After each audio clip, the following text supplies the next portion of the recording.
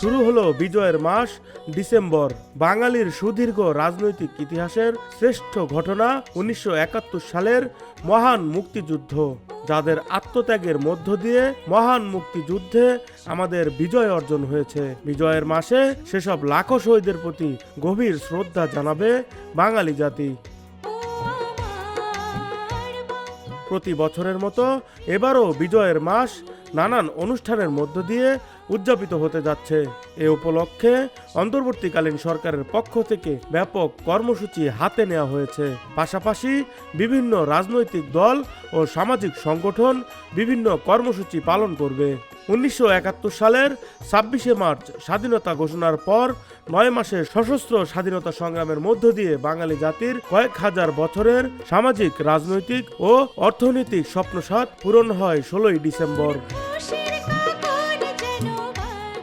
স্বাধীন জাতি হিসেবে সমগ্র বিশ্বে আত্মপরিচয় লাভ করে বাঙালিরা, অর্জন করে নিজস্ব ভূখণ্ড আর সবুজের বুকে লাল সূর্য খচিত নিজস্ব জাতীয় পতাকা। ভাষার ভিত্তিতে যে জাতীয়তাবাদ গড়ে উঠেছিল এক রক্তক্ষয়ী যুদ্ধের পর বিজয়ের মাধ্যমে ঘোষিত স্বাধীনতা পূর্ণতা পায় এ দিনে। বাঙালির হাজার বছরের স্বপ্ন পূরণ হওয়ার পাশাপাশি বহু তাজা প্রাণ বিসর্জন আর মা বোনের সম্ভ্রমের বিনিময়ে এ অর্জন হওয়ার বেদনা বিধুর এক শোকগাথার মাস এ ডিসেম্বর।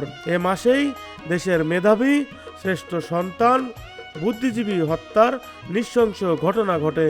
সমগ্র জাতিকে মেধাহীন করতে 14ই ডিসেম্বর দেশের অসংখ্য বুদ্ধিজীবীকে হত্যা করা হয়।